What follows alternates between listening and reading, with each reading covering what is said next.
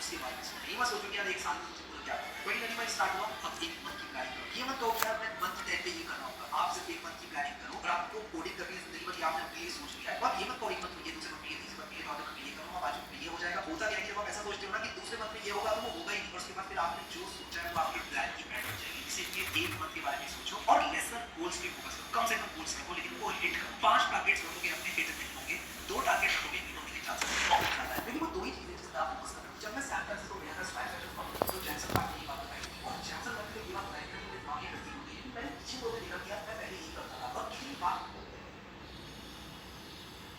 There's a lot about the job that isn't actually that fun that I have now automated away almost entirely.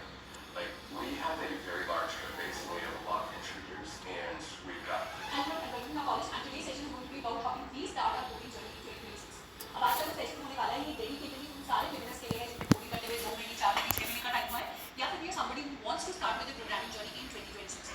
अब हमें से majority लोग जो programming करना चाहते हैं वो 2 मेजर कैटेगरीज के अंदर लाइन करते हैं। सबसे पहली कैटेगरी है उन स्टूडेंट्स की जो dedicatedly placement preparation point of view से प्रोग्रामिंग करना चाहते हैं, एंड आज का जो सेशन होगा वो डेडिकेटेडली इन स्टूडेंट्स पर ही फोकस होने वाला है। दूसरी कैटेगरी है उन लोगों की जो आउट ऑफ इंटरेस्ट प्रोग्रामिंग को सीखना चाहते हैं, जो कुछ बिल्ड करना चाहते हैं, जिन्होंने आजकल टेक के अंदर हो सकता है कोई ऐप देखी, कोई वेबसाइट देखी, एआई देखा एंड इन सारी टेक्नोलॉजीज को देखा या क्रिप्टो करेंसी जैसी चीज़ों को देखकर उनका मन कर रहा है कि वो भी टेक्नोलॉजी को सीखे और उसके अंदर कुछ बिल्ड करें। अब अगर हम सेकंड कैटेगरी के अंदर लाई करते हैं तो इस केस में तो हमारा जिस भी चीज़ को बिल्ड करने का मन है, हमारा जिस भी चीज़ को टेक के अंदर सीखने का मन है, क्योंकि हमारे पास कोई डेडलाइन नहीं है, तो हम चाहे तो जाकर साइबर सिक्योरिटी भी सीख सकते हैं, हम चाहे तो जाकर डेवऑप्स भी सीख सकते हैं, हम चाहे तो वेब डेवलपमेंट भी सीख सकते हैं, ऐप डेवलपमेंट भी सीख सकते हैं, ब्लॉकचेन डेवलपमेंट भी सीख सकते हैं, और इन सारी चीज़ों के लर्निंग पार्ट्स हमने ऑलरेडी अपना कॉलेज चैनल पर डाले हुए हैं। तो if you want you can just go out there, pick a specific part जिस चीज़ में भी हमारा इनिशियल इंटरेस्ट था एंड उसको जस्ट हम सीखना स्टार्ट कर सकते हैं। पर ये स्टूडेंट्स भी आज का सेशन देखेंगे तो कुछ ना कुछ बेनिफिट नहीं होगा।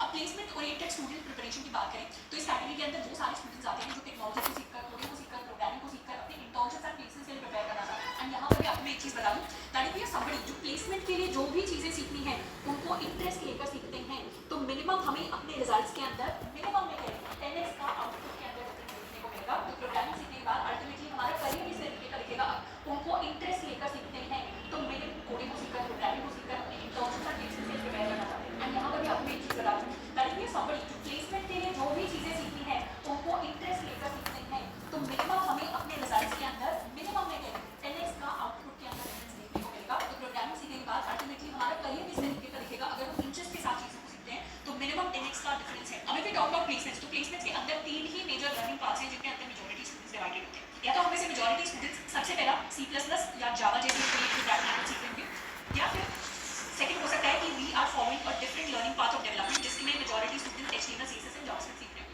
एंड थर्ड केस हो सकता है यहाँ पर कि we have started with Python. Majority students या तो इन्हीं के साथ स्टार्ट करेंगे क्योंकि ये सबसे पॉपुलर लर्निंग पाथ है, या ऑलरेडी आप इन्हीं में से किसी एक कैटेगरी के अंदर लाए करते हैं। If we talk about C++ and Java, तो 2 बहुत ही बेहतरीन, बहुत ही बढ़िया प्रोग्रामिंग लैंग्वेजेस हैं जिनको सीखने में हमें करीबन सिर्फ सिंटैक्स एंड लॉजिक सीखने में हमें करीबन 15 to 20 डेज का टाइम लगेगा। एंड उसके बाद we can start with our DSA journey, and DSA के अंदर करीबन 300 to 400 DSA क्वेश्चन हमें मिनिमम करने पड़ेंगे अगर हम प्लेसमेंट ओरिएंटेड तैयार करें। ये मिनिमम काउंट में दे रही हूँ, कुछ स्टूडेंट्स 700 भी करते हैं, कुछ स्टूडेंट्स जो 1000 प्लस भी करते हैं, पर वो भी डिफरेंस हमें हमारे प्लेसमेंट के टाइम पर, इंटर्नशिप के टाइम पर देखने को मिलता है। एंड DSA के बाद we can also start with competitive programming. Similarly HTML CSS JS जब हम करते हैं, मतलब जब हम डेवलपमेंट की डायरेक्शन ले रहे हैं, तो यहाँ पर हमें फ्रंट एंड सीखना पड़ेगा, हमें बैक एंड सीखना पड़ेगा, हमें डेटाबेसेस हो गया वो सीखना पड़ेगा, गेट मेथड जैसे टेक्नोलॉजीज को हमें सीखना पड़ेगा। तो यहाँ पर सबसे पहली चीज़ जो हमारे लिए इंपॉर्टेंट है after learning HTML CSS JS, that is picking a stack. Stack मतलब कौन सा पर्टिकुलर फ्रेमवर्क है, कौन सी पर्टिकुलर लाइब्रेरी है जिसको हम अपने फ्रंट एंड के लिए यूज़ करेंगे, जिसको बैक एंड के लिए यूज़ करेंगे। तो उसके अंदर मर्ज स्टैक काफ़ी पॉपुलर है, उसके अंदर मीन स्टैक काफ़ी पॉपुलर है, हमारे पास लैम्प भी है, हमारे पास और भी काफ़ी सारे डिफरेंट ऑप्शन है। ये सारे वेब डेवलपमेंट के लिए हो गए, ऐप डेवलपमेंट की डायरेक्शन में जा रहे हैं तो हम जावा के साथ सीख सकते हैं, हम चाहे तो आगे डेवलपमेंट कर सकते हैं। तो इस तरीके के बहुत सारे डिफरेंट ऑप्शन हैं जो हमारे डेवलपमेंट लर्निंग पार्ट के अंदर एग्जिस्ट करते हैं। एंड इसके अंदर भी सबसे ज़्यादा इंपॉर्टेंट चीज़ है कि हम बहुत सारे प्रोजेक्ट्स को बिल्ड करें, because practical learning is very very crucial when we are talking about developing anything. Third level part हमारा है पाइथन का। अब frankly in my personal opinion C++ Java के कंपैरिजन में पाइथन सीखना हमें कंपैरेटिवली आसान लगेगा अगर हम एज अ बिगिनर शुरुआत कर रहे हैं। तो पाइथन को सीखने में मुझे नहीं लगता किसी को भी 15-20 दिन का टाइम लगेगा, 7 से 10 दिन इनफ होते हैं पाइथन के बेसिक सीखने में, पाइथन का सिंटैक्स सीखने में। उसके बाद we can start with our data science, with our AI ML journey. तो मेजॉरिटी स्टूडेंट्स पाइथन सीखने के बाद मशीन लर्निंग या AI की डायरेक्शन में जाते हैं। यहाँ पर भी हमें एक चीज़ करनी पड़ेगी, we have to build a lot of different projects. AI के अंदर हमें मशीन लर्निंग एल्गोरिथम सीखनी पड़ेगी, supervised learning, unsupervised learning, reinforcement learning, हमें जावा डीप लर्निंग सीखनी पड़ेगी। We have to learn about concept problems, ANN हो गया, CNN हो गया, RNN हो गया, ट्रांसफॉर्म स्टेशन वर्क करते हैं, आजकल हम LLMs को यूज़ करते हैं, तो LLMs किस तरीके से वर्क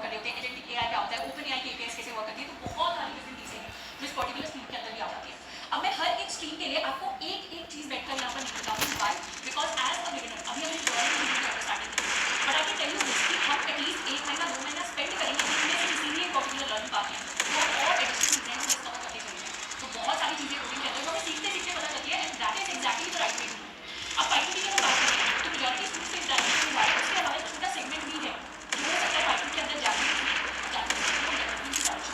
बट मेजॉरिटी स्टूडेंट को learning Python they have AI eight their direction. अब इनके अगर रिसोर्सेज की बात करें तो C++ एंड जावा के हमने एक देखी है, इसमें पर बनाई हुई है जावा के जावा प्रोग्रामिंग करती है। C++ फॉर्मल सीरीज है जिसके अंदर C++ programming language plus data structures and algorithms को हम इन डेप्थ कवर करें, और इसके अंदर अराउंड 120 प्लस हमारे लेक्चर्स हैं जो अभी तक कंप्लीट जैसे सी से SQL डेटाबेस हो गया, मार्केट हो गया, इन सब के बारे में हमने डेडिकेटेड वन शॉट्स हैं जिनको ऑलरेडी अपना कॉल यूट्यूब पर कवर कर रखा है, एंड पाइथन के भी वन शॉट प्लस प्लेलिस्ट दोनों ही फॉर्मेट्स के अंदर हमने कंप्लीट पाइथन को कवर किया हुआ है। तो इन तीनों को हम चाहे तो अपना कॉलेज यूट्यूब से जाकर सीख सकते हैं, या फिर इसके अलावा हमें कोई भी रिसोर्स है जो हमें अच्छा लग रहा है, जिससे हमें अच्छे से समझ में आ रहा है, हम वहां से जाकर इन पर्टिकुलर टेक्नोलॉजीज को जाकर सीख सकते हैं। अब यहाँ पर हमने अपने डिफरेंट लर्निंग पाथ्स को कवर कर दिया। Now the next important question is कि इनमें से कौन से learning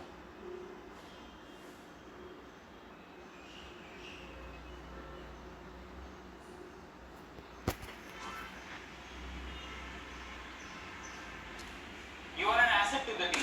Client is very happy with your work. Thanks, sir.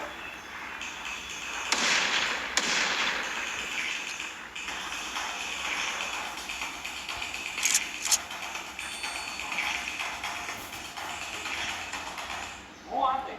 The recruiters from top companies like Google, Amazon. Inter of this, जिसका मतलब है जनरेटिव एआई।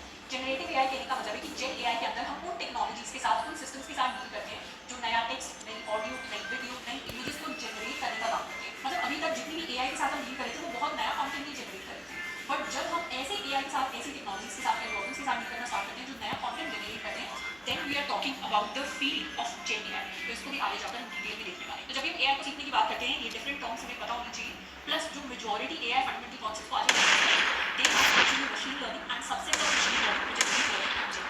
एक बार डिटेल में समझते हैं। Now what exactly is machine learning. ML के बारे में ऑलरेडी बात कर चुके हैं कि एमएल के अंदर में से एल्गोरिथम्स को यूज करते हैं दैट लर्न फ्रॉम डेटा। तो इसका एक बहुत सिंपल सा एग्जांपल है, हमें लाइफ में अगर कोई घर लेना होता है, कोई गाड़ी लेनी होती है, then we go to a bank and we can apply for loan. अब लेट्स सपोज हम एक बैंक के अंदर काम करते हैं और उस बैंक के अंदर बहुत सारे लोग हैं जो लोन एप्लीकेशन के लिए अप्लाई करते हैं।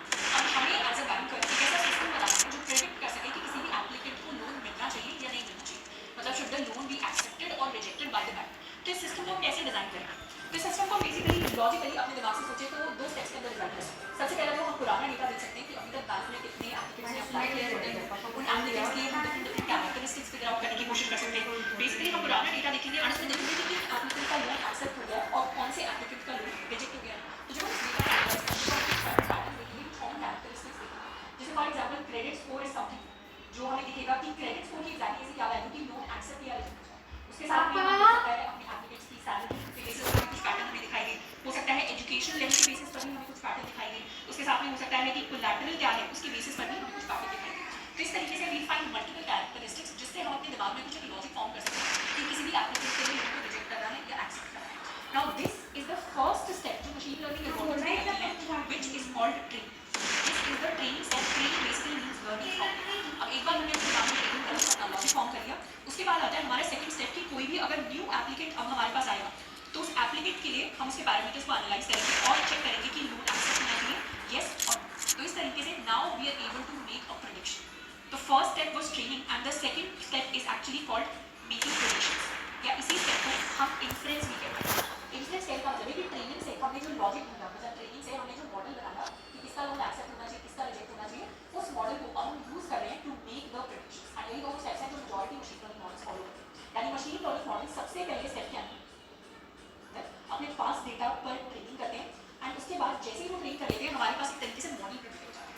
मॉडल इज द लॉजिक जो हमने प्रिपेयर किया है after analysing the past data. And second step में जो भी न्यू डेटा होता है, न्यू इनपुट होता है, उसके बेसिस पर हम प्रेडिक्शंस करते हैं which is also called inference. तो यही दोनों स्टेप सारी मशीन लर्निंग एल्गोरिथम्स को फॉलो करते हैं। अभी हम बैंकिंग के अलावा भी और डिफरेंट एग्जांपल्स ले सकते हैं जहाँ पर इसकी एप्लीकेशन है। जैसे for example if you are working in the medical और हमारे पास बहुत सारे पेशेंट्स के एक्सरेज हैं, तो उस डेटा पर हम अपने मॉडल को ट्रेन कर सकते हैं एंड हम एक ऐसा मॉडल प्रिपेयर कर सकते हैं जो किसी भी नए एक्सरे को देखकर डिटेक्ट कर सकता है कि इफ कैंसर एग्जिस्ट और नॉट। इसके अलावा Gmail is also a service जिसको हम डे टू डे बेसिस पर यूज करते हैं। तो जितने भी ईमेल्स हमारे पास आते हैं ऑटोमेटिकली जीमेल उनके लिए डिटेक्ट कर लेता है कि हमारे पास ये जो ईमेल आया है इज दिस स्पैम और is this not spam.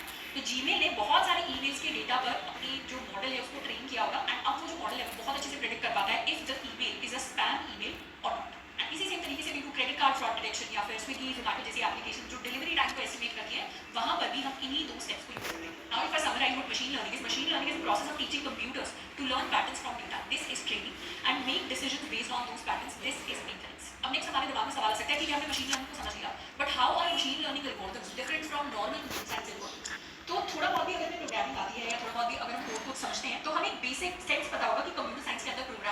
Algorithms क्या काम करते हैं। ट्रेडिशनल कंप्यूटर साइंस के अंदर जनरली कोई भी प्रोग्राम होता है, वो कोई इनपुट लेता है एंड उस प्रोग्राम के अंदर कुछ ना कुछ लॉजिक लिखा होता है and based on that logic वो कुछ आउटपुट प्रोड्यूस करता है। तो इस तरीके से हमारे नॉर्मल कंप्यूटर साइंस की एल्गोरिथम्स होती है वो काम करती है।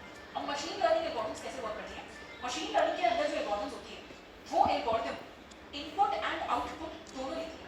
जो हम डेटा भेजते हैं मशीन लर्निंग एल्गोरिथम्स को, उसके अंदर इनपुट एंड आउटपुट दोनों होते हैं। जैसे अगर हम अपनी बैंक लोन एप्लीकेशन का एग्जांपल लें तो उसमें हमें सारे एप्लीकेंट्स का डेटा देना पड़ेगा which is basically the input and उन सारे डेटा के लिए बताना पड़ेगा if the loan was approved और नॉट। This is basically output. यहाँ पर जो डेटा सेट करेंगे उसके अंदर इनपुट आउटपुट दोनों होंगे। अब हर मशीन लर्निंग इनपुट आउटपुट दोनों पैरामीटर्स को नहीं लेती। मशीन लर्निंग के अंदर भी डिफरेंट टाइप्स होते हैं जिसको आगे जाकर हम पढ़ेंगे, but this is a simple example जिसको यूज करके हम बेसिक सेंस समझ सकते हैं कि कोई भी machine learning algorithm input output दोनों लेती है एंड उसके बेसिस पर वो लॉजिक को प्रोड्यूस करती है and this logic is actually what the machine learning model is. वो बेसिकली इस डेटा को एनालाइज करती है कि कौन से इनपुट से कौन सा आउटपुट प्रोड्यूस हुआ एंड उसी लॉजिक को हम अपना मॉडल कहते हैं। और एक बार अब हमारे पास ये लॉजिक आ गया तो इसी लॉजिक को हम अपना न्यू इनपुट फीड करते हैं तो उसके बेसिस पर ही हम आउटपुट प्रोड्यूस करके देते हैं। So this is how a normal machine learning algorithm is different from a traditional computer science algorithm. तो बेसिकली जो भी हमारी मशीन लर्निंग